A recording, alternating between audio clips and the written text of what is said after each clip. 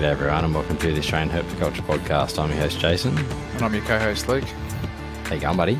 Yeah, good mate, good. A few technical difficulties tonight. We're starting about an hour later than we should be, but that's okay. Both Michael and I have been having some issues. Seems like a common theme. Yeah. Last week.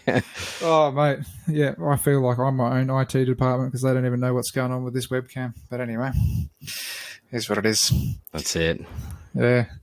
So we're going to get pretty much stuck into this episode, but before we do, I just wanted to give a quick plug for Ross McGibbon's Reptile Photography. He's got an awesome calendar out at the moment, and it's a really good calendar to get because not only does he have some really killer photography on there that's really top notch, but you'll also be supporting the Royal Flying Doctor Service and also the Global Snakebite Initiative as well by buying the calendar. And you know, all us herpos out there, it's always good to have a calendar on the wall, especially when you're getting eggs on the ground and all sorts like that. So yeah, guys, make sure you go and head over to rmrphotography.com.au. Make sure you grab a copy of that calendar and support a really good cause. Yeah, anyway, that's my piece done. Done. Mine's on the way, so I'm looking forward to it. Yeah, I picked up sent him a message today, actually. I'm picking up a canvas with the Kimberley rock monitor shot on it. I'm stoked. Nice, that's my favourite one. So I was going to go with the Gillen's monitor, but I just thought, you know what, like that photo is just killer, especially with the river and everything in the background and that red rock. Yeah, right up my alley. Yeah. Anyway, I'm going to introduce the guest and just get stuck straight in because we've got a whole bunch of questions that we want to ask. So tonight, guys, we have Michael McFadden from the reptile division of Taronga Zoo on. Michael, how you going, mate? Yeah, really good, guys. How are you going? Yeah, not too bad. Not too bad. Sitting back and enjoying a beer, so can't complain. Great move. Yeah. Great move. So, yeah. Oh, thank you so much for coming on. I know you're a pretty busy guy, so feel really pleasured to have your presence here with us, mate.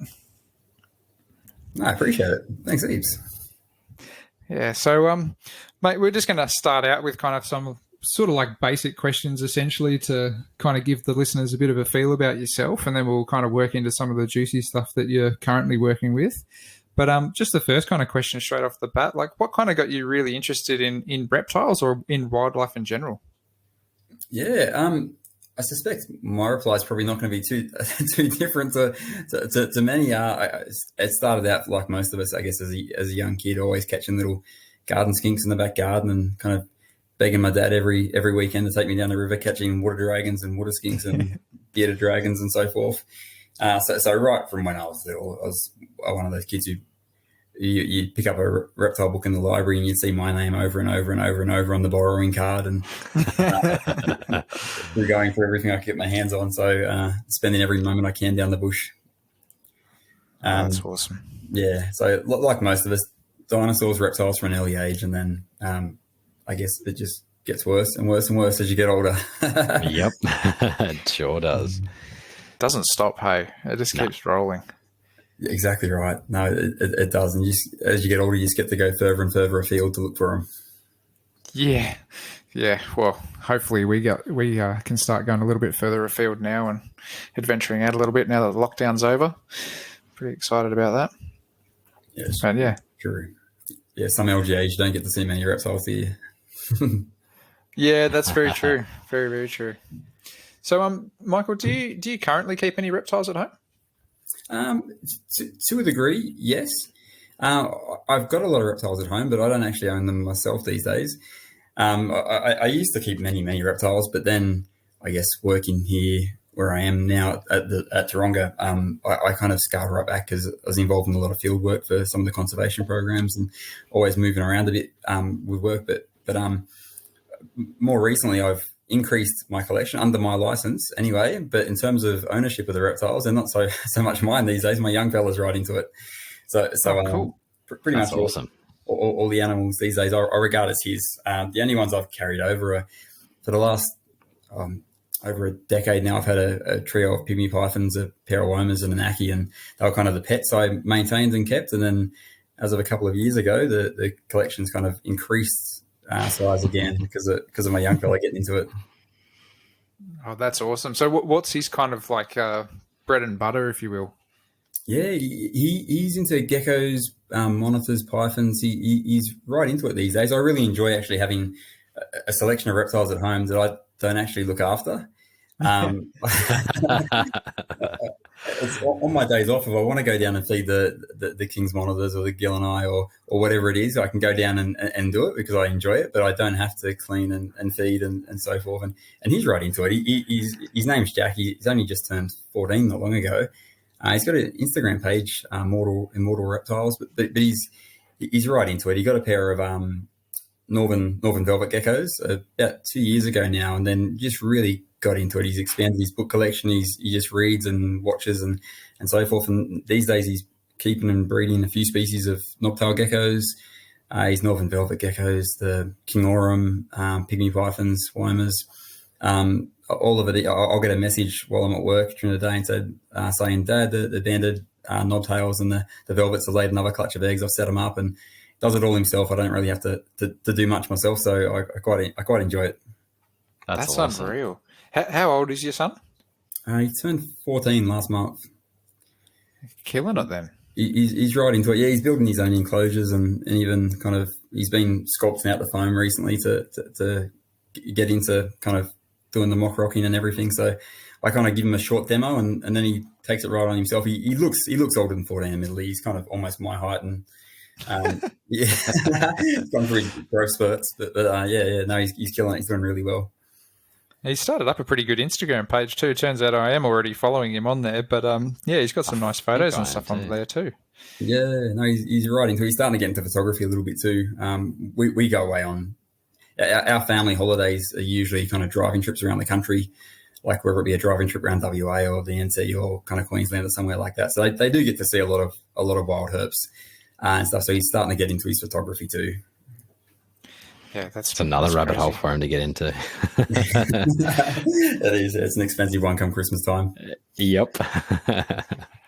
Oh, that's crazy. Oh, he's got a nice little photo there of the back of a gillini by the looks of it. And yeah, I love that scalation on that animal.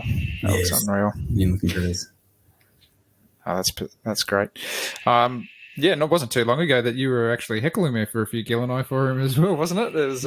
It was. Yeah. Well, it was, and then he contacted someone online, and there was no one available. But then he got a text message saying that a couple had come up, so we drove down the coast and picked up a couple for him. They're cracking along and doing really well.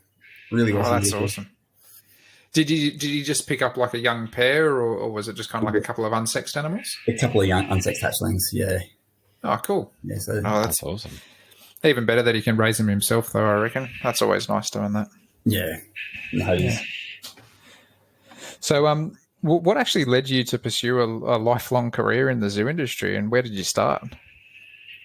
I mean, I kind of actually fell into being in the zoo. So a little bit different to most people's avenue. A lot of people that work in zoos kind of start off as volunteers and get experience that way and come through, whereas I kind of actually fell into it. I finished up my degree doing zoology, and my honours degree was actually on regent honey eaters. I kind of let my guard slip for a year and studied birds because at our uni we had the only terrestrial kind of vertebrate zoologist was a ornithologist, and she had a study lined up at the zoo on regent honey eaters, and I was interested in both herps and conservation. So that was a conservation project. The species is critically endangered. So I thought, okay, that sounds pretty good. And it was based here at the zoo. And coming across here, I ended up bumping into Peter Harlow a couple of times, who was the manager of the herp department at the time, and having a few good chats. And then when I finished up my honours, he let me know at one stage that there was positions going, not so much in reptiles, but kind of casual positions in the zoo because they had night zoo kicking up. And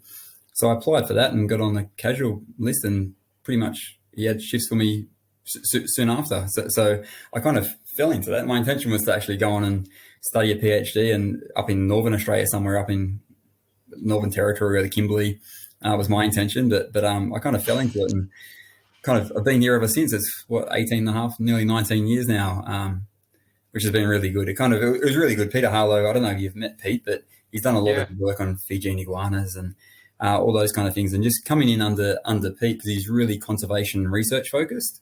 Yep. And that was kind of the direction I was really interested in. So, and he gave me a lot of freedom and a lot of flexibility to pursue different conservation projects as well. So, worked out really well. I stayed, and I'm been here ever since.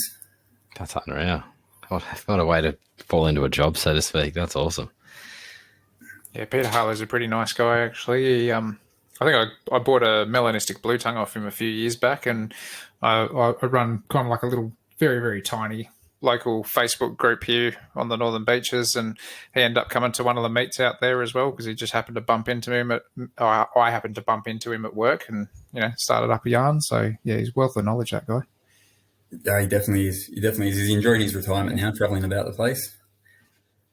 Fortunately, that's good. So sorry? He's no longer at the zoo then? No, he left a few years back now. And now he's been, travelling about the country. Oh, not a bad way to be in retirement, that's for sure. No, definitely. No, he's enjoying it. And before he left, he kind of moved across to the research department for a few years. Yep. And then retired. And yeah, I was getting posts from him during lockdown from up in the territory and up in Queensland. He made it out before the lockdown. How lucky is that? That's one thing me and Luke are planning on doing, is trying to get up to Queensland once this lockdown's over, but we'll have to see how that goes. I don't think she'll let us in, mate.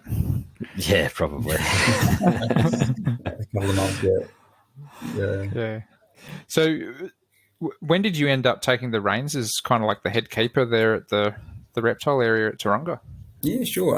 Well, back in 2005, they created supervisor departments for each department, and I got the position as the herp department supervisor. So Peter Harlow was the manager here, and I was the supervisor. And then that was kind of 15, 16 years ago now. And then come maybe 6 years ago now, they merged our department in with the mammal and the bird departments, reporting to a precinct manager. So that's when Pete moved to research. So then it was just myself, leading the herp department. But I report in under another former herper as well, Trent Russell, who used to be at the reptile park and then the Alice Springs Desert Park. Like, he was up there on Weigel's first collection trips of the rough-scaled pythons and so forth. Oh, awesome. That would have been unreal to be on.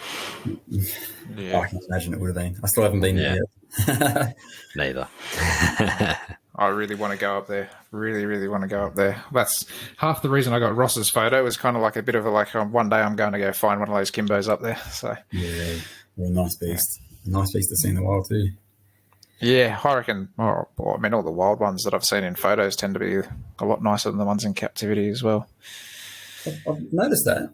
I don't know why that is. I don't know if is it the eastern. I've only ever seen them around Kununurra. I've never seen them kind of out in the kind of Mitchell Falls or anywhere. But the one I saw was quite a nice one. But I've seen the ones that have come up for sale, and they do seem to be pretty plain in colour compared to the ones in Australia anyway. Yeah, I wonder if it comes down to something like just where the locality is, where they're collected from, like that original populations or something like that, and maybe that's got a lot to do with it. And it's probably just polygenic variance as it kind of works down the bloodline, I'd imagine. I'm sure, like, if people work with them enough, they could probably maybe, selectively breed for a little bit of a better colour, but. Yeah, I mean, you only have to have a look at what the Yanks have, and the Yanks have those real cracking Gimbos. They do have a lot of those bright reds and oranges and that through them, whereas we tend to have that kind of more olivey green and maroon sort of thing. So, anyway, regardless, they're still a killer-looking animal, and I wouldn't swap my Kimbo out for the world. So, yeah, beautiful little animals. Mike, can you give us a bit of a rundown on what the zoo's reptile collection kind of looks like at the moment, even if it is just a bit of a rough rundown? Yeah, sure. I guess it's a good mix of exotic and natives. So we've got, I guess, a fairly decent collection of arid animals in our arid section. We've got a range of small natives, and I guess we've got a lot of the standout big exotics like the Komodo dragon, the reticulated python, and quite a few other kind of charismatic ones like rhino iguanas, cobras, rattlesnakes, eyelash vipers. I guess a pretty good mix. My favourite would have to be the Komodo dragon, without doubt. I'd say such personality in those beasts. But I'd say a good mix of kind of natives and exotics. Yeah, I haven't been thing. It seems to be a common thing with the Komodo dragons with the people that work with them. That they're the favourite to work with. So yeah, how can you go past monitors? There's something about them. Yeah, definitely. They're intelligent beasts. Yeah. I have to ask though, what are the eyelash vipers like to work with? Yeah, beautiful little things like that. They don't do a lot. They sit in their pose for days at a time often. But brilliant little beasts. Low maintenance. Don't kind of take a lot of energy to get them through. They require a bit of a spray if they have a drink. But they're beautiful little beasts. We've got some more coming soon. Have a good mixture of yellow and green, kind of Christmas tree phase, which will be really good. That's one exotic venomous snake that I really, really can appreciate. Like, obviously it's color attracting, but at the same time, just the kind of habitats you can build for something like that to kind of replicate a little patch of rainforest or that. Stunning little animals. 100%. Our enclosure is not huge, the one here at the zoo, but we're planning for a new reptile house at the moment to open in under 2 years. Which will start soon. And for eyelash vipers, I think we got 3 square meters for the enclosure for that one. So hoping we can have a few in there and really, really deck it out nicely. Because they don't get that big either, do they? They're pretty small. Yeah, no, they're one of the small kind of arboreal vipers. They don't grow too large at all. Tiny as hatchlings, or not as hatchlings as babies, I guess. They're live bearers. Yeah. I could imagine they'd be a handful to get feeding as well. Yeah, we've only bred them once since I've been here, and that was maybe 10 years ago now. Yeah, less, but they are a tricky one. And when it's a baby pygmy python and you're getting it going, at least you can kind of hold it gently further the way down the body. Whereas these guys are a little bit more dicey, but they once they get going, they're pretty good and they're pretty bulletproof. Oh, that's awesome. So when you did kind of take over as the head reptile keeper there, did you end up kind of like trying to change how anything was managed there at all when you did take over? Not to a great deal. I guess it was kind of a gentle merging because for many years Pete was the manager and I was the supervisor, and we kind of shared duties to some degree. With Pete overseeing, for example, our Christmas Islands project, some of the staff management and so forth, and me overseeing kind of daily operations, the amphibian conservation program. So we pretty much just, I guess, shared a lot of those duties. And then once Pete left, I kind of took over his component of it. But no, very, very little change. I'm a pretty easygoing guy too, and we've got a really good team here at Taronga. So it's a pretty smooth machine. Oh, that's good. So you would have worked with young Josh Hatton as well at some stage. I did. Yeah. Yep. I was Josh's boss. He's a good fella, Josh. He's a very good fella. I remember meeting him at a McDonald's car park to buy a jungle python once. That's okay. Going back a few years now, but yeah, there you go. He's packed a lot into his time. He sure has. He sure has. He's been a busy guy. I remember, watching very keenly as he was over in Mauritius and Madagascar and stuff like that, and seeing all the tortoise photos and everything that he was putting up was pretty exciting. 100%. He was only 19 at the time there too, and I think on their job application they said you had to be 21 plus, but he figured he'd apply anyway, and I think he wowed them, and got the gig and was over there in Mauritius and Madagascar, and he's done quite a bit. Yeah, that's unreal. So can you kind of just give us like a bit of a rundown of what a normal day at the zoo actually looks like for you, and any sort of like protocols or anything you have to follow as you kind of move around between any animals? Yeah, sure. I guess for us in the herp department, we're split into a few different sections. So we have some staff who just look over the conservation programs, and some staff who look after our collection animals on display, with the reptile house being split into a couple of rounds. So it very much depends on which round you're on. For me personally, I tend to do the amphibian conservation rounds of a morning, and it really depends on which staff are in on the day. I'll do that sometimes and then be stuck at the computer for the rest of the day, or I'll do that and then move on and sometimes do the Christmas Island lizards or come up and do some of the venomous work, depending on which staff are in on the day. But for us, the typical round is any conservation projects get done first. Because of quarantine, we have to do those first thing in the morning before you've entered any other animal enclosure. But yeah, today I did the frogs, and what was I after? I did the saltwater croc and the Aldebaran tortoises, and other than that, I was tied down in meetings. but it's quite variable, which is really good, and it changes all the time depending on which staff are in, like how many staff we have on a given day. But It's good fun. Most of our guys do their exhibits first of the morning before the public get in, and then move to the off-exhibit holding after that during the afternoon. Oh, that's unreal. Yeah, it's kind of simple. Well, in a way, similar to what we do at the shop. You know, we kind of spruce everything up first thing of the morning and make sure it's all nice and clean and sparkly and stuff before the customers come through. Yeah. Most definitely. And we've broken it up into a few departments, even within the reptile houses for quarantine purposes, keeping everyone like on separate rounds throughout the course of the day. But yeah, we have to deck out the enclosures a little bit more tomorrow. We're opening back up again, kind of as of Friday this week. So we'll have to get those exhibits, making sure they're looking up to scratch again. That's exciting, isn't it? That, you know, everything's kind of opening back up, because obviously, you know, the kind of industry that you're in was not suffering, but, you know, at the same time, you know, you just don't get that sort of foot traffic through the door to really be able to pump out that education and stuff as well. Definitely, most definitely, yeah. And without any guests, there's kind of no income too. So it's a really a good bonus, I guess, for all zoos and parks. I guess for any shop in the industry to get people back on the ground again, which would be really good. Yeah. So you do actually do some educational work there from time to time with a few students. Can you tell us anything about that and what's involved there?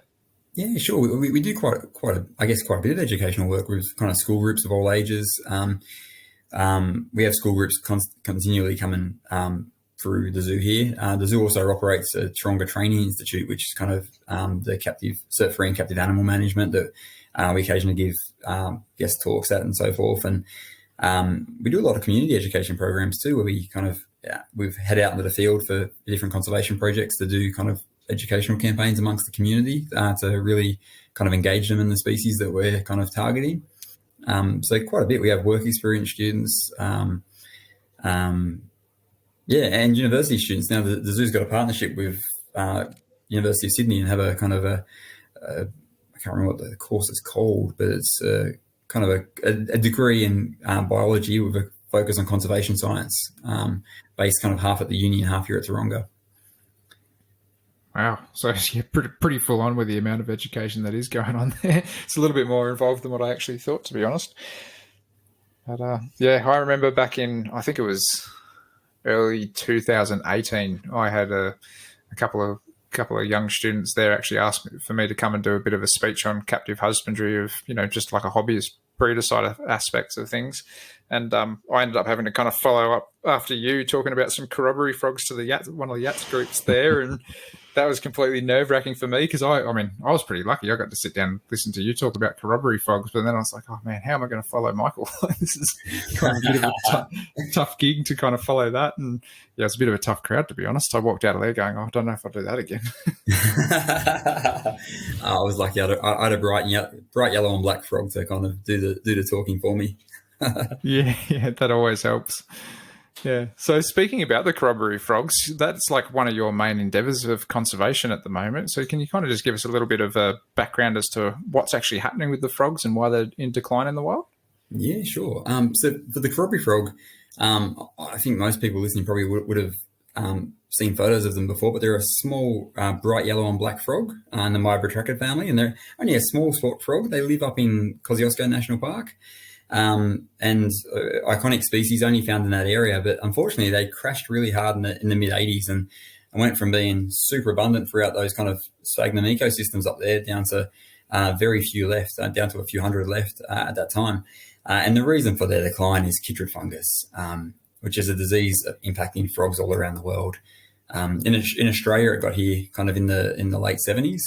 Around southern Queensland, northern New South Wales, and then spread north and southward.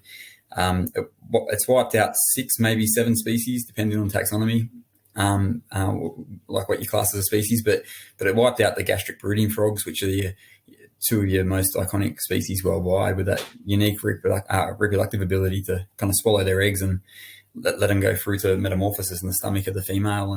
And they disappeared back in 81 and 85, and throughout the late 80s, species up in North Queensland were disappearing. So unfortunately, chytrid had a big impact over here. Not as big as it had in Central America, where they've lost kind of upwards of 80 species, but had a big impact here. And now there's a handful of other species now that are right on the brink. You got the southern corroboree frog, the northern corroboree frog, the Crimbentops tinker frog, the bawbaw frog. spotted tree frog. They're all species that are kind of right on the big brink due to chytrid at the moment. So those species in particular require, I guess, ex situ conservation. So setting up assurance colonies at zoos or parks to really genetically manage populations to get them going. And the southern crobby frog and the northern crobby frog are two of those, and we have both of those species here at Taronga. We've got 2 facilities dedicated to the southern crobby frog, and one they're 20-foot shipping containers converted to frog conservation facilities, and then we got one large 40-footer dedicated to the northern crobby frog. We've been involved in both species for quite a number of years now. For southern crobby frogs, we maintain a population of around maybe 400 frogs, and breed them every year, produce kind of upwards of 1,000 fertile eggs that can be utilised for reintroduction purposes or research. And similar with the northern crobby frog, we don't have quite as many of those, but we've got there's 3 different ESUs, or evolutionary significant units, kind of genetic management groups for the northern crobby frog, and we're maintaining 2 here at Taronga. We were involved in one, but then the bushfires of 2019-20 unfortunately impacted a significant proportion of the remaining populations of the northern crobby frog. So we started establishing an insurance colony from those ones as well, just in case they crashed as a result of the fires. So yeah, we've been breeding them for a number of years now, and doing a range of trial reintroductions to kind of disease-free enclosures down in Kosciuszko National Park, to sites where we think chytrid may be less prevalent, to producing offspring for, like this year, we're rearing up a bunch of offspring to go down to the University of Melbourne. We've recently secured a grant, University of Melbourne, led by Lee Skerritt and Lee Berger, to look at immunity to chytrid fungus, so genetic immunity. So mapping the genome of the frog and looking for genes or complexes of genes that afford them some level of resistance, and then seeing if we can kind of identify those genes within the population to selectively breed for resistance.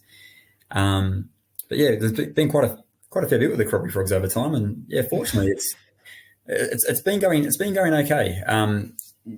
Captive breeding's been established quite well. A lot of research has come out of it so far, and trial reintroductions. Like the southern crobby frog would more than likely be classed as kind of extinct in the wild now without the reintroductions, but they're at a number of our reintroduction sites. And the northern crobby frog's still hanging in there out there, but they're still not in a great way. So when you do kind of set up one of those reintroduction sites, like from memory, I think I've seen a couple of photos of how it's kind of done, but how do you actually go about doing that and making sure that those sites are secure? Yeah, sure. So we've tried reintroductions in a few different techniques down there.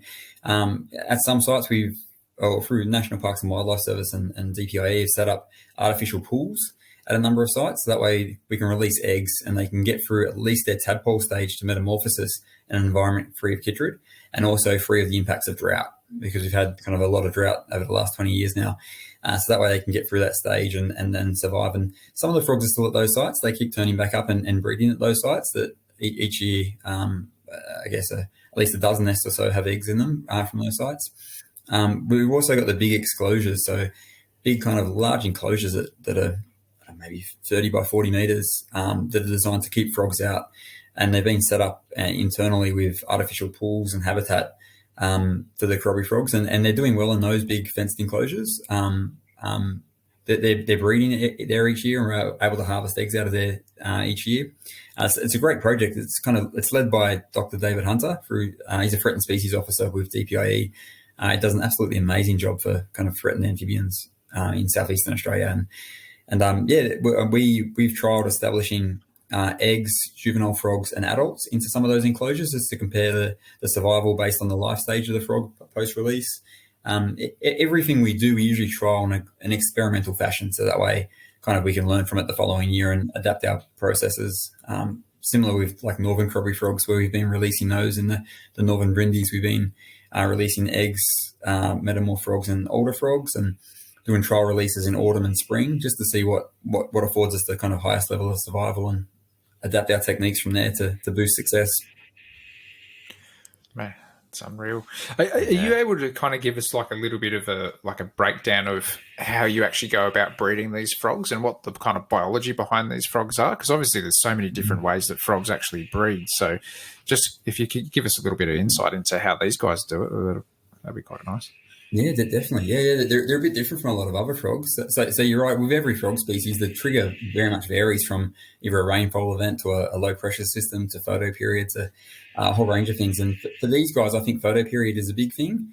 They breed in the wild the same few weeks of the year every year, regardless of kind of the amount of rainfall or the temperature, which suggests that photoperiod could be a big factor in that.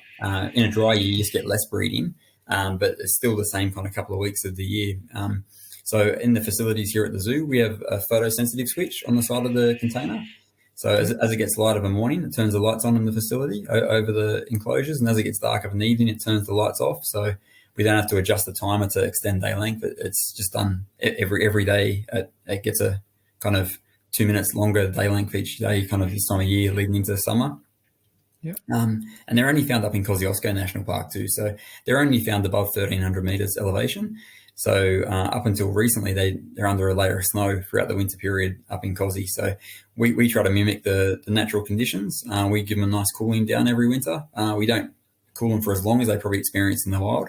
We give them probably only about 6 weeks, 7 weeks down at 5 degrees Celsius, during which time they kind of bury down under their moss and shut down for the winter. And this time of the year now, they've come up again. I've only just given them their first feed this last week. So how are you cooling them down in those shipping containers? Have you just got like a refrigeration setup or an air conditioner, or? We do, yeah, a refrigeration setup. So we got the evaporator on the ceiling and the condensing unit at the back, and we got climate control software on the side of the facilities. So we've got kind of a separate. Or during the winter, it's a flat kind of 5 degrees Celsius because I figure they're under a layer of snow in the wild and insulated. But we give them like a 4 temperature cycles throughout the day to give them kind of a day, afternoon, night, morning kind of temperature cycle. In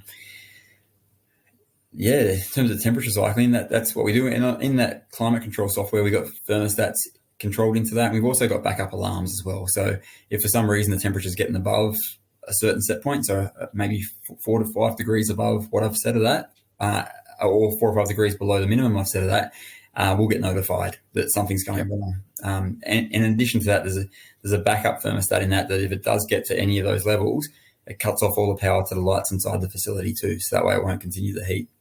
Yep. So a couple of little fail safes in place just to make sure there's a handful of species we work with here that are either extinct in the wild or down to the last 100 or so. So we just need to make sure that nothing goes wrong in those kind of facilities. And then come breeding season for the crabby frogs, we throw the males in the breeding tanks. So we have big breeding tanks set up with live plants and moss. We put the males in there first. We allow them to set up their little nest chambers and start calling away like crazy. And once they're hitting their peak of their calling period, we put the females in. And then it's usually pretty quiet for a week. They don't lay straight away, but then about maybe 6 days, 7 days after they've gone in, I guess they've been assessing the males in their nest sites, and then we start getting all the eggs flowing in after that point. What do the actual males' nest sites look like? Like, do they just use moss and kind of like clear a little patch of space, or what do they do there? Yeah, they do. So we have them on live moss growing on aquarium gravel, and they set up all their nests in between the moss and the gravel. So they don't actually nest kind of amongst the moss. They get in that layer between the two and set up. And sometimes they can only be a few centimeters away from each other. Sometimes they kind of set up shop away from any other male. We breed them using a maximum avoidance of inbreeding genetic management system. So the males and the females are kind of unrelated to each other, and we rotate them around the generations. So given, I don't know, in 30 years, we shouldn't have any level of inbreeding. And that's about when our first level of inbreeding may start to kick in. Wow. They'll use it kind of amazing. Yeah, they got quite a long lifespan. These guys live for up to 9 years in the wild and a lot longer in captivity. We've got, I don't know, about half of the original northern brindleville, northern crabby frogs that we've got here are still alive. And they were collected as eggs in 2003, 2004. So that's kind of 17, 18 years old. Yeah. And it's such a tiny animal too. Yeah. They are, yeah. And they're still alive and they're still breeding. I think the reproductive kind of the amount of reproduction has dropped off a little bit in recent years, getting to that age, but they're still breeding each year, those kind of 17-year-old animals, 18-year-old animals. Wow. Kind of sounds like their nesting behaviours are quite similar to a lot of those little tiny ground frogs. Like, I mean, around Sydney, obviously, you can get the the red-crowned toadlet, which kind of buries down in amongst a whole bunch of leaf litter and gets down towards that moisture layer to sort of kind of have like a little nest area where the males guard those eggs. So it's kind of similar in a sense to the corroboree frog like that. 100%. Yeah, the little nest sites kind of look pretty similar too, I guess. And those guys are pretty closely related in the same genus and kind of in the same part of the genus too. But with I guess the difference with the toadlet, so the corroboree frog's kind of tied into kind of a few set weeks of the year every year, whereas the toadlet's one of those little suckers that breeds kind of all year round after a heavy rainfall event. Yeah. Those little guys, they're awesome little beasts. We've got a population just across the road here from the zoo as well of those little dudes, and often we'll go for a wander across there after heavy rain, see how many are out calling. They are an awesome little animal, but geez, they can be a pain to find if you want to kind of dig one up for a photo or something. I can imagine. Yeah, the population across here, you'd never find them there under the... I go across and listen to these guys, but underneath a dense layer of fern and leaf litter and veg. Yeah. Well, I like it when you get a little bit lucky and you might see a female kind of like walking around or something, like in between the boys or something like that. It's kind of like, oh, cool, I saw one, didn't have to disturb them. It's good to get a bit of a fleeting glimpse of them. Oh, 100%. 100%. They're awesome beasts. Yeah. So now that you've kind of just given us a little bit of a rundown of the corroboree frogs, you did kind of mention to us that you did work with some other frogs with conservation as well. Can you just tell us a little bit more about that if you could?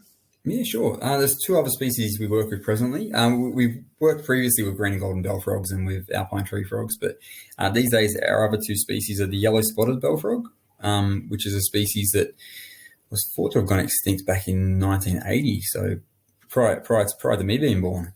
And then it appeared again in 2009 on a small population of about 100 individuals on the southern tablelands, just on kind of one farming property. And that little population seemed to have managed to hang in there despite the whole rest of the species disappearing over a couple of years when chytrid hit. That population hung in there. So we got a phone call back. I got a phone call back the day after they were found and said, is there potential that you could set up an assurance population? It's like, well, we kind of don't even need to answer that one. There's definitely we'll make something work. We'll make sure we get funding. We'll set up a facility kind of thing. We collected tadpoles over a handful of years or over a couple of years, and it was quite handy that we did because in late 2010, I guess, so pretty soon after, we had the La Nina weather pattern. Yep. And unfortunately, there was only about 100 frogs at the site. And with the La Nina, you had kind of cold, wet summers, which is perfect for chytrid. Chytrid operates really well at cooler, wet temperatures. Above 25 degrees, it stops multiplying. Above 30 degrees, it dies. So cooler, wet summers are perfect for chytrid. And unfortunately, there was high adult mortality due to chytrid in those years. And in addition to that, kind of in late December, which is when the frogs have all bred for the season, but the tadpoles haven't metamorphosed yet. There was a big flood event that kind of turned that chain of ponds type creek into a 2-meter torrent that just gouged out all the aquatic vegetation. And we didn't see any juvenile recruitments, any metamorphs coming through for a couple of years there. And for a species that kind of only lives for 3 to maybe 4 years in the chytrid environment, they can live a lot longer in captivity or pre-chytrid, but in a chytrid environment, they tend not to get past a few years of age. And to have no recruitment and high adult mortality in a population of 100 frogs, unfortunately, that was kind of spelt the end of that population. There was only one frog left after that, and they disappeared again. But we've got them breeding here at the zoo, and we've been doing trial reintroductions. We've just started trial reintroductions not long ago to a couple of sites. So hopefully that species can be kind of bouncing around again soon enough. And the other species we've started working with more recently is the Burralong frog. And that's one that we used to have here at the zoo. We did a program for that back from 2007 through to about 2011, during the end of that kind of real bad drought period back then, when it looked like some populations were going to disappear on us, established breeding protocols and everything. And then more recently in 2019, the northern populations of this species looked like they were going to disappear. And they're quite genetically divergent from the southern populations. Quite unique up there, and during that real severe drought, a lot of the rivers up there that they occur in, the Peel River, the Isis River, a lot of those river systems, the Coburn River, they dried totally dry, and the alarm was raised by the person in the know most about the species, Phil Sparks. He's an environmental consultant up there who does a lot of the survey work on a lot of the threatened herps in northern New South Wales, and And he raised the alarm that he done all these typical surveys, and from a lot of sites couldn't find them. He could only find 30-odd frogs. So he notified DPIE and straight away kind of put action into place to get up there. And so a couple of us from Taronga, the Australian Museum, DPIE, went up there and kind of mapped out all the potential sites that the species occurs in, went and spoke to lots of property owners to find out where the deepest holes on those rivers might be in case there was any moisture still in there anywhere. And we spent a few days kind of out there all evening trying to find whatever frogs we could, and we ended up managing to collect 60 frogs. And there was a couple of sites where we know there were still frogs persisting, because if the drought persisted any longer, those couple of the holes we collected them from, I wouldn't say were really even water bodies. They're kind of, you're looking at little muddy, filthy looking puddles that are only kind of 2 meters across that have 20 eastern longneck turtles kind of bunched into them because there's nowhere else. And it was looking pretty grim actually. So we collected those and I've got those. And more recently we've set up a conservation facility for those guys with funding from DPIE. And the frogs are down there and they're breeding at the moment and doing quite well. So our aim is to re-establish them again back on the Peel River and a number of those other rivers that it looks like they've actually been knocked out of during that severe drought. And it still just blows me away the amount of work that does go into, obviously there's going to be a lot of work that does go into going out to these places and collecting all these frogs and establishing populations, but it just, it's always just mind-blowing to kind of hear about it, It kind of goes unheard too, a lot of that as well. Yeah. You hear a lot of work with the corroboree frog, but some of those other ones that I didn't even know about. Yeah, no, definitely. And a lot goes, because we do have a lot of research here, like with burrowing frogs. Last time when they were here, we did chytrid acquired immunity studies with James Cook University, trying to establish whether or not we could immunise frogs for chytrid fungus. Did a range of, in fact, next week we're going to be doing sperm collection and cryopreservation on the burrowing frogs as well. So for the founder frogs from the yellow spotted bell frogs, the burrowongs, we collect sperm using hormone treatments to get the maximum sperm production from the male, collect his sperm, and we cryopreserve it too. So it's kind of biobank down so then kind of 10, 15 years time, we're at the point where we're starting to kind of reduce the genetic diversity within the population. We can reinsert the founder genes again to kind of keep the population ticking over well. So there's lots of little bits and pieces that go into the kind of the moving program overall. It's just mind-blowing. It's honestly mind-blowing. I'm kind of sitting here, you can't see it obviously with the webcam, but I'm just kind of staring at the screen going, wow. I'm just nodding going. Yeah. Yeah. Oh, man. So you've, we're just going to keep talking about conservation here because this is obviously the kind of topic of this podcast with you. But there's a couple of other species that you've actually done some conservation work with as well, and they're the blue-tailed skink and the Lister's gecko from Christmas Island. Are you able to kind of just give us a little bit more of a history on these particular lizards up there? Yeah, definitely. Yeah, they're two of Australia's reptile fauna that I guess a lot of people haven't heard of because they're not found on the mainland of Australia. They're only up in the Christmas Island. And unfortunately, Christmas Island, the reptile ecology of Christmas Island really crashed over a decade ago. There was a handful of skinks and geckos in total found on the island. So, and unfortunately, they started disappearing in the late 2000s there, and the coastal skink disappeared off the island. Fortunately, that species was the one that's not only endemic to that island, it's on other islands as well. But the forest skink, the blue-tailed skink and the Lister's gecko population crashed dramatically. And by 2010, it looked like they were going to disappear totally. So Parks Australia collected what they could of the blue-tailed skink, Lister's gecko, and the forest skink. Unfortunately for the forest skink, it was a bit too late. Only 3 were collected, and unfortunately, those 3 have since died. And I think they were all one sex too. And the species is one of the first in Australia was the first one declared as a extinction since European settlement of a reptile species. But the blue-tailed skink and the Lister's gecko, fortunately, were able to breed up in number on the island. They doubled the number within a year and then split the colony genetically in half. And half have come here to Taronga and half have stayed on the island. The reason for their decline, for these guys, it's not disease, it's introduced predators. Unfortunately for these guys, the Asian wolf snake and the giant Asian centipede are both kind of effective little lizard predators, and they're right across Christmas Island.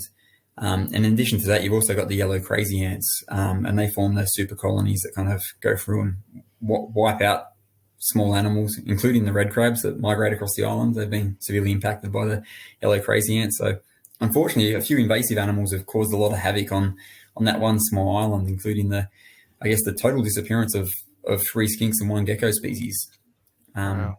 But yeah, fortunately for the blue-tailed skink and the listus gecko, the colonies were established in time. We split the colonies, so we got half here at Taronga under our care and half on Christmas Island in captivity under Parks Australia. The ones here at Taronga, once again, it's probably one you don't hear of too often because it's not on display either. There's strict requirements about it coming into the country and coming in, so they're in permanent AQUIS approved quarantine effectively. So there's two rooms at the zoo that they're in and like under high quarantine, which both, I guess, in case they have anything, which they don't. Unfortunately, we've had them for 10 years now, and with every reptile at the zoo that dies or amphibian, they get post-mortems done on them. But it's also to keep, I guess, anything out for when they go back to Christmas Island. We want to make sure we don't risk introducing anything back to Christmas or to where they're going, I guess, on Cocos Island. So the breeding success of those guys has been great, with no problems breeding those guys and producing large numbers of eggs. And in recent years, for Christmas Island, unfortunately, I don't think we're ever going to establish them in the wild on Christmas Islands. Asian wolf snakes and giant Asian centipedes, there's pretty much no way of eliminating those animals. No one's ever eradicated the invasive snake species. They're not something you can bait for too rapidly. They're unfortunately, any bait you put out, snakes, you know how long snakes can go without food. And something like a Asian wolf snake, you could be in an area where there's 20 of them and you're going to be lucky to see one. They're such cryptic little beasts and effective lizard predators. And for the centipedes, they're everywhere too. And any kind of baiting you ever tried for those species, you'd impact on all the crabs on the island and so forth as well. So unfortunately, I can't imagine us ever being able to establish those guys in the wild. On the island, Parks Australia have been doing predator-free enclosures, so large fenced areas to keep predator-free and introducing skinks and geckos into those on a smaller scale. But more recently, 2 years ago, after many years of previous study, we started doing translocations to the Cocos Islands, just to the west of there. So it took a fair while into the program for that to start, because feasibility studies had to be done to select islands that had the most appropriate habitat, and also just to make sure that there's going to be no impact of translocating blue-tailed skinks across to those islands. You want to make sure you're not impacting any kind of fauna on those islands. So a lot of feasibility studies were undertaken first to make sure that kind of impacts won't happen. And fortunately, on the Cocos, there's no native reptile species. There's a bunch of invasive gecko species, all your common ones that kind of turn up everywhere, like your mourning gecko, your Asian house gecko, your flat-tailed gecko, all of the kind of common invasive species are there. But yeah, some of the habitat on 2 islands in particular, some habitat rehab work was undertaken. Rats were removed off those islands, and blue-tailed skinks have been translocated. And starting 2 years ago, we've done 1 translocation to 1 island of 150 animals from Taronga and 150 from Parks Australia on Christmas Island, and that population is booming. It's doing really well. They're breeding in the wild. Their population's increased significantly since the release. And on the second island, we've done 2 releases onto, and they seem to be doing pretty well too. Still too early to know how they're going to go long term, but it's one of those programs that if we can hit another island and get another established population, then I think the species is going to start moving towards being kind of secure, going from extinct in the wild for a decade it was gone, to hopefully being secure again, just not on the original island. That's amazing. It's so unreal to think that they've gone that far around, for being extinct for 10 years and then, on the island. But that's just insane. No, it's a good feeling when you're not battling a disease. Diseases are one of those hassles. If it's a predator and you can get rid of the predator or get them somewhere where the predator isn't, there's a good chance of success, which I guess it's early. It's still early stages, but it's looking quite promising. It just goes to show too, like how much us as a species of humans, like we've just screwed up by, just locating all these other predators and different animals all over the world, and having all these other environmental impacts. And it's no different to having obviously the cane toad here, or foxes, rabbits, goats, whatever you want to call it, or I can't even remember the island, but isn't there Boiga irregularis, the brown tree snake? They're invasive. Guam, isn't it? Guam, they're going nuts. Yeah. And they're decimating birds and things over there, if I'm not mistaken. 100%. Yeah, they've wiped out a lot of species of bird over there, and they've spent millions and millions and millions of dollars trying to control them, and then they're not much closer at the moment. Fortunately, something like a boiga, you kind of, they can get anywhere and kind of go a long time without feeding. Unfortunately, it's an uphill battle once a snake gets established. Yeah, unfortunately. You never really think about a snake becoming an invasive species, but it's no different here in Sydney. We've got wild population of corn snakes, for example. So there's always a chance that those things are going to become a real problem at some stage. Yeah, I can imagine the climate's pretty good here, and there's plentiful food around. I can imagine them establishing quite well. What impact they'll have on other species, I couldn't really estimate, but I can imagine them surviving at least and establishing well. Yeah. Yeah, well, with these mouse and rat plagues that have been around at the moment, they're definitely got a lot of food around. I know my father's been sending me photos of some big browns and stuff that are down Canberra and Yass way, so they're starting to look pretty thick down there. I'll be loving it. Well fed. Yeah. So another interesting species that you've actually been working with, and I know one of our friends, Andrew Rogers and Terence Rogers, they're going to be really excited to hear a little bit about this. But you've been working alongside with the Bellinger River Turtles as well. Yeah. That's a really interesting program. So with that species, I guess for anyone not aware, the Bellinger River is a river in northern New South Wales, kind of about 6 hours north of Sydney. And there's a species that only occurred in that river system. And unfortunately, in 2015, they pulled out a couple of kayakers pulled out a couple of sick-looking ones and reported it. And sure enough, they did surveys just to work out what was going on, and pulled out over the course of kind of a couple of weeks hundreds of dead and dying turtles. So at the time, it wasn't known exactly what was causing it, whether it was disease, whether it was a pollution event, whether it was a starvation event, that kind of thing. But they're all getting pulled out of the river with kind of puffy eyes and quite emaciated and not doing well. And sure enough, it proved out to be a disease, a nidovirus, which is quite unique. I guess there's other reptile nidoviruses. The shingleback flu, the bobtail flu, is a nidovirus as well. But had a massive impact, and all the sick ones are pulling out. They had 100% mortality of the sick ones. So they acted quite rapidly, which was really good, and they collected from the very upstream stretches of the river as the disease was moving upstream too. So against the current, at a few kilometres. Wow. Yeah, it's crazy. We still don't know where it came from. We still don't know exactly how it was transmitted. There's a student at the moment working on transmission studies to try to work out how it's transmitted, but because the disease event happened so rapidly, like within a couple of months, it had burned through the population. But at that stage, it still wasn't detectable. Like they didn't know exactly what was causing it. The disease hadn't been described or found yet. So unfortunately, our knowledge of it is still, I guess there's a greater knowledge now, but it's still not what I would call, like, it's not at the level of chytrid fungus, for example. Unfortunately, as the disease event was happening, they collected 16 turtles from the very upstream pools of where the species occurs before the disease got there. And they were sent to Western Sydney University under the care of Ricky Spencer and co. At the university in quarantine for a year. And then in April 2016, they came to Taronga. We had a facility set up ready to go here at Taronga to get those little guys in. There was 9 males, 7 females, of which 5 females were mature at that stage. So that they came to the zoo, and by that stage in the wild, there's probably 150 odd left of the species. So they declined pretty rapidly, and it took out almost the whole adult population. So this disease kind of left the hatchlings and 1-year-olds effectively, but took out almost the whole adult population.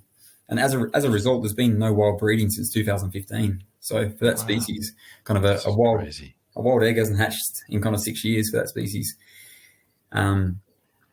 Which is crazy. Yeah. So they're here at Taronga now. And then a few years post the disease going through, another 19 juveniles were collected, ones that tested negative for the disease, and was set up as an additional ex situ colony at Symbio Wildlife Park, a bit south of Sydney. So they've got a really good facility down there at Symbio, and an additional 19 animals.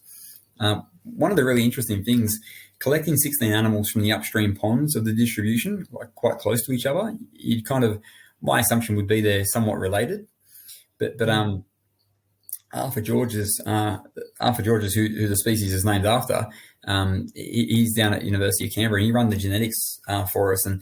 And the 16 animals are pretty much dotted evenly over the spread of genetics in the species. So on the tree of like all the genetic samples that have been banked, the 16 turtles are pretty much evenly spread right throughout that whole tree. It's kind of the perfect scenario, which came in quite handy for us. It means we've got a lot of unrelated animals to kick off. And the breeding is actually, the breeding here at the zoo has kind of exceeded our expectations. It's gone exceptionally well. Since that first year, we've had one female who has never laid an egg, and every year, every year she develops follicles, has never laid an egg. We've done CT scans, and it looks like she's got some previous trauma, like from years ago, and we're wondering whether that's an impact. But taking her out of the equation, every single female has produced a fertile clutch every year of the program so far. So it's amazing. Yeah, in the first 3 years, we had the five mature females. One didn't lay. All four of the others have laid each of those years. And then the other two younger girls have just matured a couple of years ago. And since then, 6 of the 7 girls have laid every year. So every year that females have laid, a couple of the females have double clutched, which is really good. It's kind of exceeded our expectations. I was thinking of at least 50% to kind of 70% lay each year. We might kind of be hitting kind of success there, but other than that one girl, every single female is laid every year. And it means we've got lots of young turtles that have been rearing up. And that means we've been able to do translocations to the wild, which is great. So starting November 2018, we did the first translocation of turtles back to the river with the Saving Our Species program. So the threatened species officers from DPIE up there have been they coordinate the surveys each year, and they also do the radio tracking of the animals that have been released, and the survival rate's actually been through the roof on the released animals.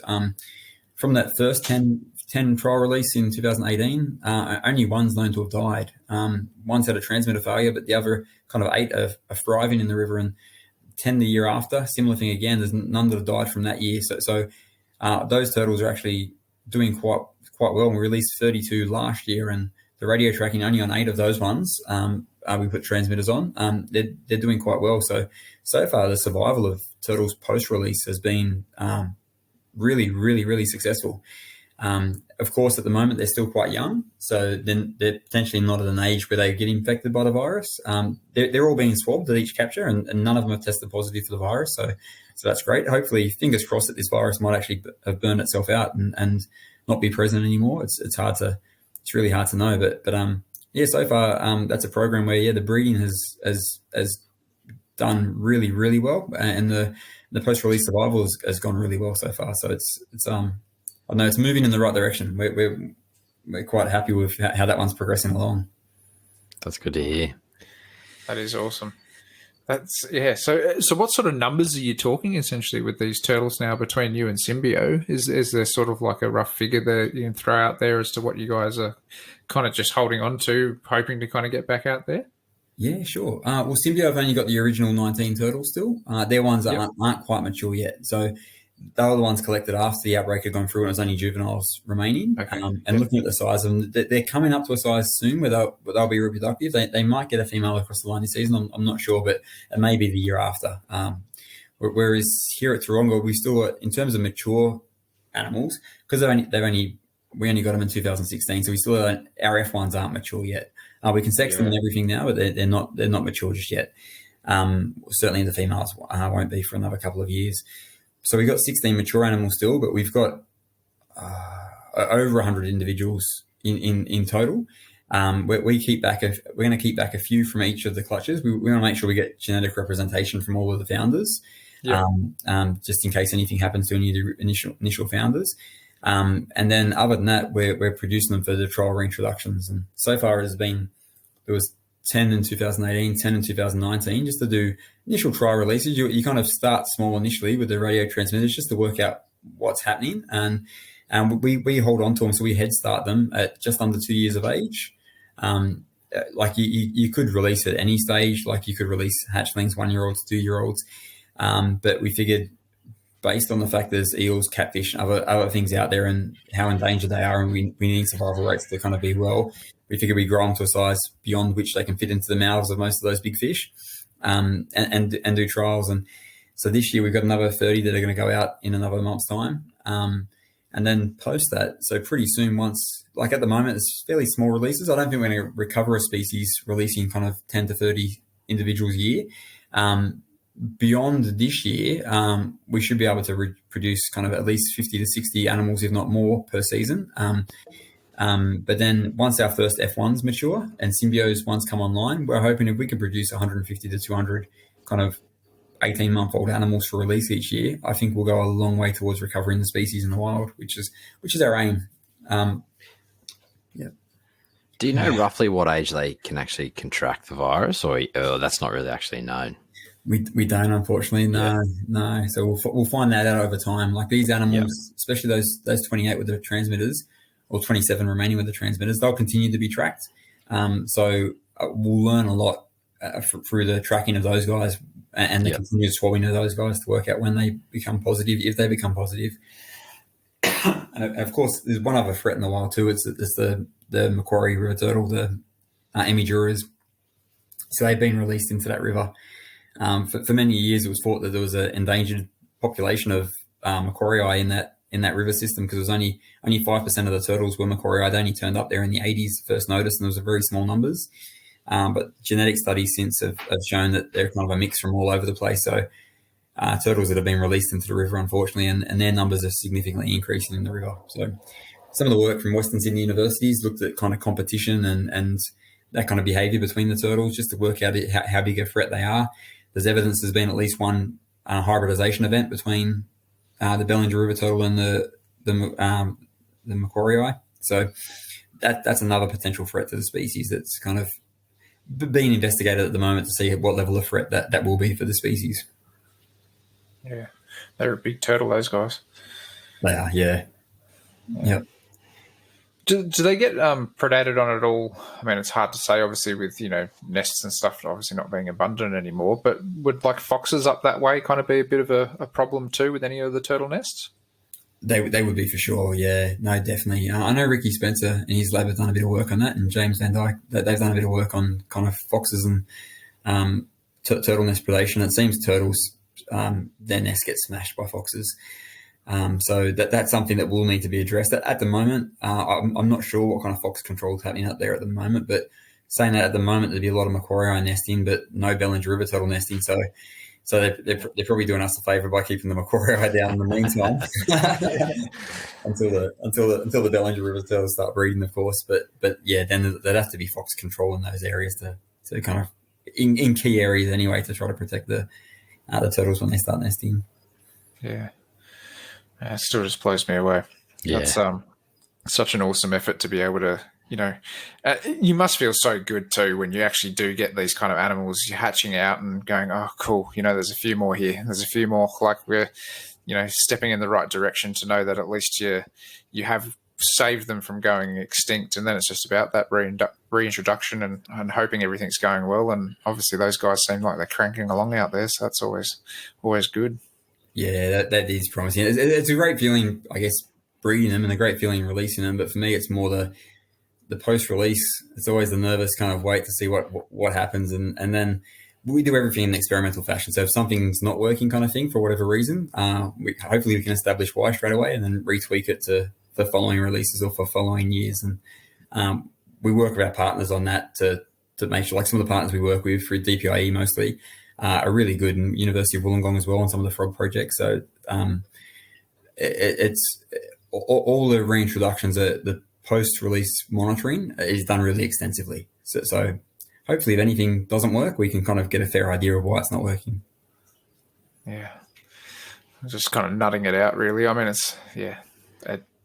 it would be hard to kind of learn how to breed some of these species too, if it's never been done, because obviously every animal is different. So you got to figure out all those triggers and incubation temperatures if needed, or raise up temperatures and things as far as tadpoles are concerned. Like, yeah, so many factors involved with that. There is. And the good thing is, for the most part, like for the Bellinger River Turtles, I don't think we could have had any kind of better success other than that one female, which I think she's potentially compromised. The Christmas Island lizards have done really well from the get-go. The Burralong frogs kind of surprised us too. When we first got them in 2007, we collected 33 animals, and that breeding season we got representation from all of them. So successful breeding from every one of those frogs, which is really good in that first season. And it looks like we're probably going to do the same this season with the ones we collected from up north. The yellow spotted bell frogs killed me though. That's one species that for years, and they disappeared in the wild by then, and we still hadn't bred them yet. And we breed the green and golden bell frogs, no problems at all. We paired them up, we get eggs, like more eggs than we need kind of thing. But with the yellow spotteds, our indoor breeding just didn't seem to work. And we had them in our one facility, and it just no success whatsoever. We'd have choline, we'd have amplexing. We just never got eggs. And we had a whole range of different oviposition sites, which it kind of baffled me. So then we tried some raised outdoor aviaries, which may not have been quite big enough before we figured we better kind of bite the bullet and set up a big outdoor aviary just to make sure we get kind of breeding from those guys. And we did within a year of setting that up with good aquatic vegetation in the water.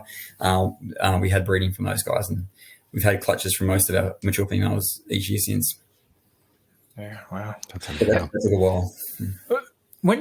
So kind of doubling back on ourselves a little bit, but we're talking about the Lister's gecko as well out at Christmas Island. How do you go with a gecko kind of getting some numbers up there? Because they can be, obviously geckos don't pump out a lot of babies like a lot of other animals do. So how's that kind of work? Yeah, well, they can produce a couple of clutches a year. Those little guys, they're quite tiny as hatchlings. So they're in the genus Lepidodactylus. So they're the same genus as the mourning gecko from up in northern Queensland, and kind of the species that's kind of established itself right throughout the Pacific and the Indian Ocean. Unfortunately for the Lister's gecko, they're all, fortunately enough, that they're a sexually reproducing species, unlike the mourning gecko, which is a parthenogenic beast. But yeah, breeding them, we breed them pairwise. So we do them in pairs. They're managed by a stud book. Genetically, and the blue-tailed skinks we manage more in a group scenario. We house the females and males separately. We find that the males continually harass the females if housed mixed together. So we house them separately and then put the males in with the females for a brief period, like 1 or 2 days for once a month, and then take them back out again. So that way they're producing eggs, but the females aren't getting continually smashed by the males. Yep. Yeah. So just another quick one to double back. Are the other turtles in the Bellinger River testing positive for nidovirus as well?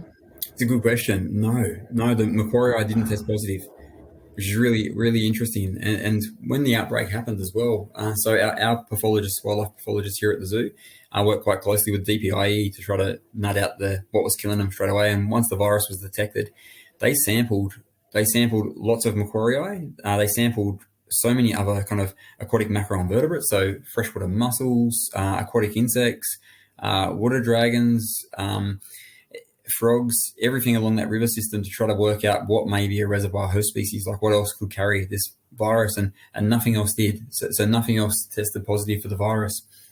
So it's got us baffled. So it seems Macquarie seem to be pretty immune to it. Macquarie seem to be pretty immune to it. I think one Macquarie tested positive to viral particles, but it's believed they'll just shed particles kind of opportunistically, like bits of RNA that were picked up. But none tested positive, and certainly none were sick. So it's really, really interesting. Where it come from, we don't know. We know certainly there are private collections that have that virus, and also another virus that impacts on another turtle. But where it came from, like whether it was released into the river, like on a pet turtle, or whether it came in on a released fish or some infected water, we still don't know to this day how it got in there. Really interesting. Crazy. Yeah, it could potentially impact on, if it got into the Manning River turtle system, it could potentially impact on that species too. We don't know yet what impact it could have on those guys that we got in there. So fingers crossed. Is that only recently it's got into that system?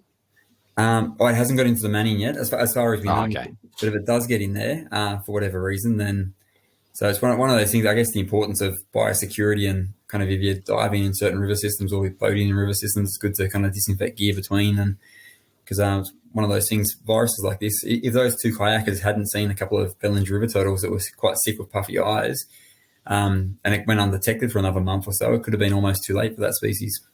Yeah. It's crazy. But So fortunately, that wasn't the case. It's a Yeah.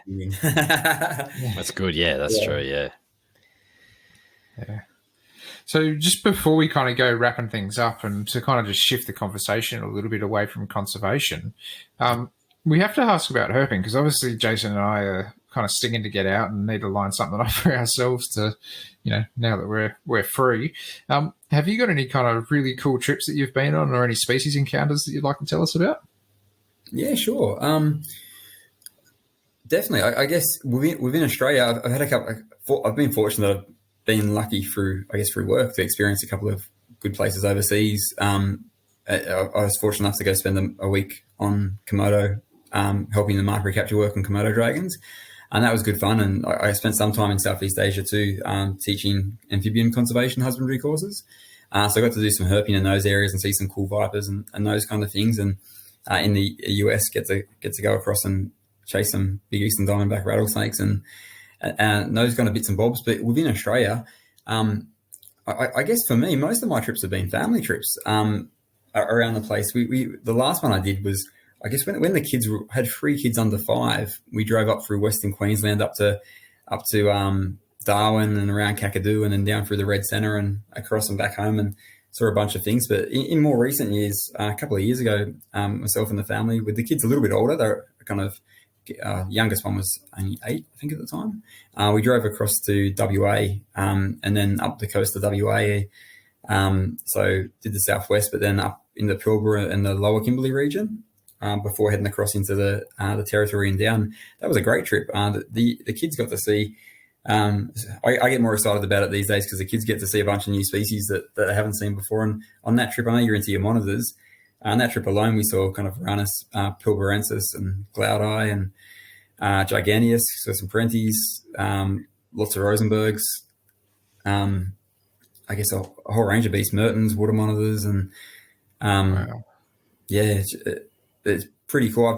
One thing that'll make you happy, Luke, I've never seen a wild Gillens. Oh, thank you. Finally.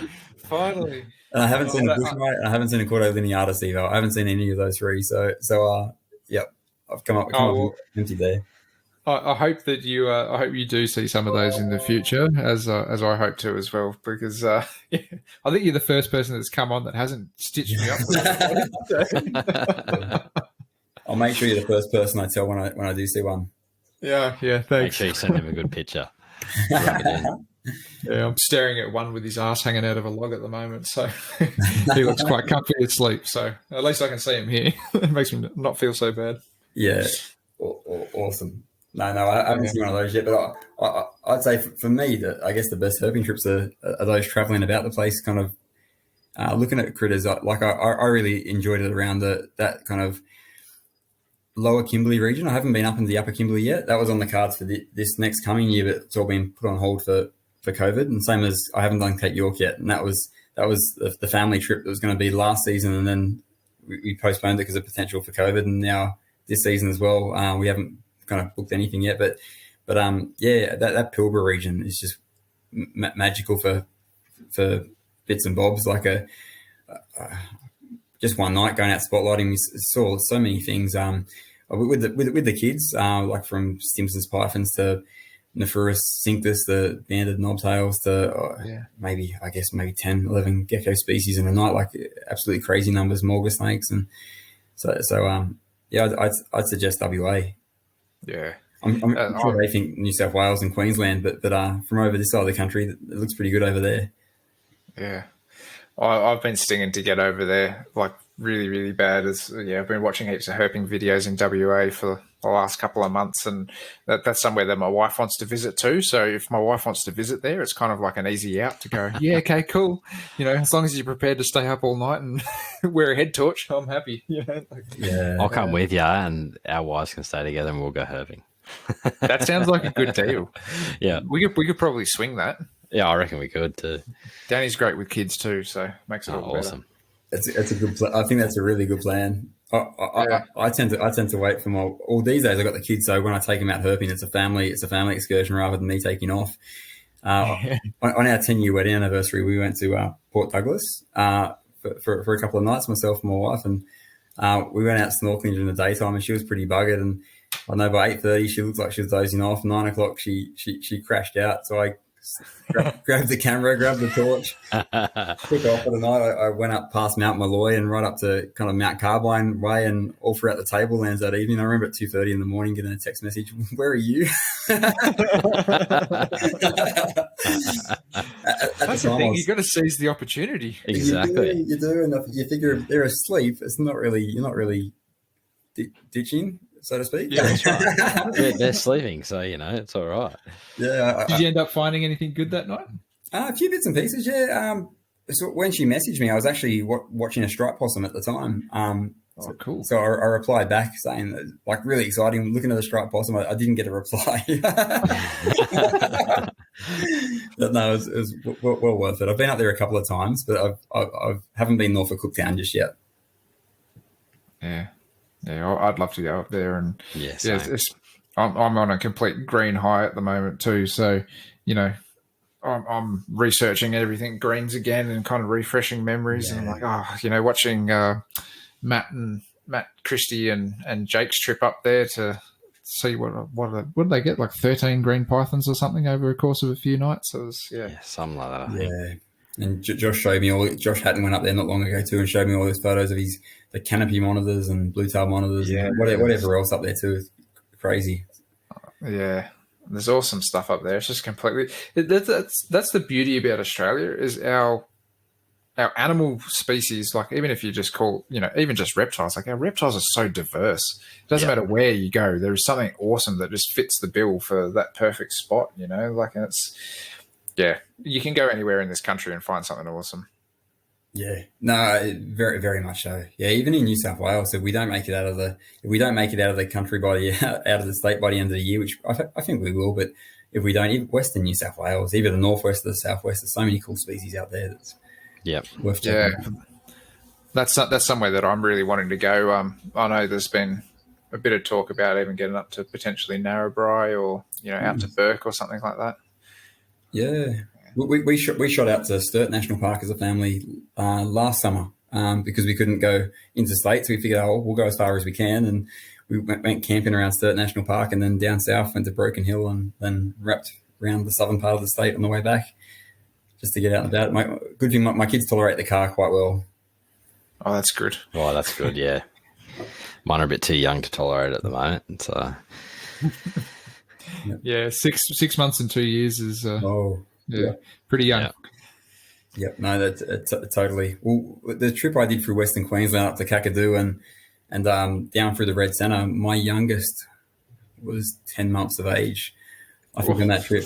Unfortunately, travelled really well in the car, just slept in the car a lot, which was that's awesome. So handy, yeah.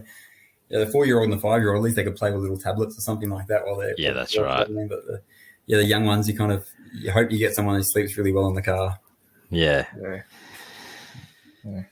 Oh, mate, this has been absolutely unreal. And, I know Jason and I haven't done a hell of a lot of talking on this episode, but, we've just been taking this all in like a sponge. This has just been... I don't think everyone wants to listen to our voices all the time. No. My apologies, guys. Once I start, I kind of can't stop. No, it's good. It's great. Mate, it's absolutely perfect. I feel like I've learnt a lot today. So yeah, so have I. Yeah. And just a little bit of insight into what's kind of going on behind the scenes that, again, we don't see everything going on with it. It's cool to go to the zoo and you kind of see like the little corroboree frog setup that you got there, and you can kind of peek in and see them all there on their moss hanging around. But, all these other animals that are kind of off display that you just don't hear about, like it's unreal to get a little bit of insight into it. Yeah, and hopefully you'll see a bit more in the future too, because this new reptile house that we're planning at the moment, we're kind of really deep in the design phase at the moment, hence why I'm still at work at the moment. We're planning it's going to be a 3-story building, and it's going to have kind of a couple of conservation facilities on display within the reptile house as well, kind of on the lower level.